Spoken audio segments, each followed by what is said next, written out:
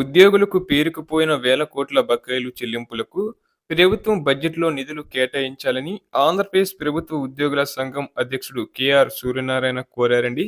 ఉద్యోగ ఉపాధ్యాయ పెన్షనర్లకు ఇప్పటికే మంజూరైన వివిధ రకాల ఆర్థిక ప్రయోజనాలు దాదాపు 35,000 కోట్లకు చేరాయని ఆయన ఓ ప్రకటనలో పేర్కొన్నారు.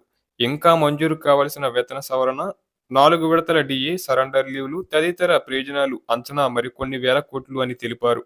రాష్ట్ర ఆర్థిక పరిస్థితి దృష్ట్యా ఇన్ని వేల కోట్ల రూపాయలు చెల్లింపు ప్రభుత్వానికి అసాధ్యంగా మారిన నేపథ్యంలో ప్రత్యామ్నాయ మార్గంగా తమ సంఘం బాకీకి భూమి అనే ప్రతిపాదనను ప్రభుత్వానికి నివేదించిందని వెల్లడించారు.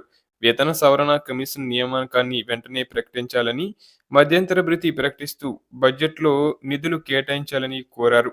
వచ్చే బడ్జెట్ సమావేశాల్లో అన్ని అంశాలపై స్పష్టమైన రోడ్ మ్యాప్ ప్రకటించాలని ఈ విధంగా ఆయన డిమాండ్ చేశారు. అలాగే మరొక విషయం ఏంటంటే సిపిఎస్ బకాయిల చెల్లింపుల్లో అసమానతలు తొలగించాలని ఏపీ సిపిఎస్ఈఏ నేతలు రాష్ట్ర ప్రభుత్వాన్ని కోరడం జరిగింది. జేఏసీ చైర్మన్ కేఆర్ సూర్యనారాయణ నేతృత్వంలోని సంఘం నేతలు ఆర్థిక మంత్రి పయ్యవుల కేశవ్, సిహెచ్ విజయనందను కలిసి వినతి పత్రాలు అందజేశారు. సిపిఎస్ ఉద్యోగులపై నమోదైన పాత కేసులను ఎత్తివేస్తూ ఒకే కామన్ జీవో జారీ చేయాలని కోరారు. కాగా అసోసియేషన్ రాష్ట్ర కార్యవర్గ సమావేశం విజయవాడలోని ఏపీ ఎన్జీఓ హోంలో జరిగినట్లు ఏపీ సిపిఎస్ఈఏ రాష్ట్ర అధ్యక్ష ప్రధాన కార్యదర్శులు సతీష్ సీఎం దాస్ తెలిపారు.